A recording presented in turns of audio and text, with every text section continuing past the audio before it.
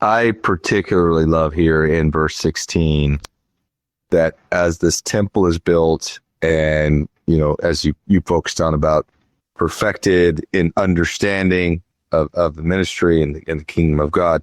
And then in verse 16, he says, yea, and my presence shall be there, for I will come into it, and all the pure in heart shall come into it, shall see God.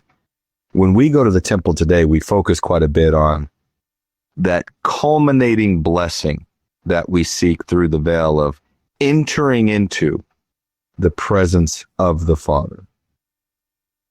And I hesitate to speak for everybody, but my feeling is I get a sense that most people view that as a blessing to be had at some very future state of physically entering the presence of the Lord. Now, without sounding too sacrilegious or crude here, that doesn't really matter. Because what matters is his holy order, his presence spiritually, that you could be comforted, that you can be uplifted, that you can find joy, that you can live a celestial life in his presence now without him having to be here physically. Now, again, I'm not saying that day won't come where you do get to be with him physically in his presence.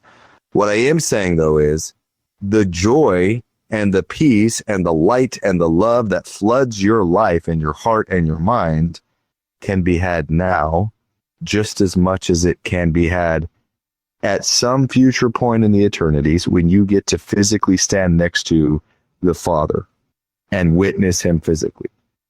But that doesn't mean it's going to feel any different than what he's making available to you today. Take these things upon you. My presence will be there, for I will come into it. Like he's telling you, everything you're seeking, everything you desire, everything you want, you can have now.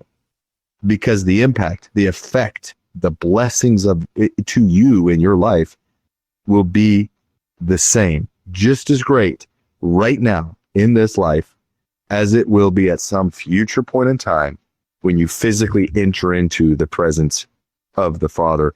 And I think that's the deeper, more significant, more immediate teaching that the temple is giving to us is all that the Lord has to offer is available to us now. Hit that like button, leave us a comment, subscribe to the channel. We really appreciate it. They may seem like little things, but liking, commenting, it helps the algorithm push our content out to more people. So it's our small way of sharing the gospel in a social media age.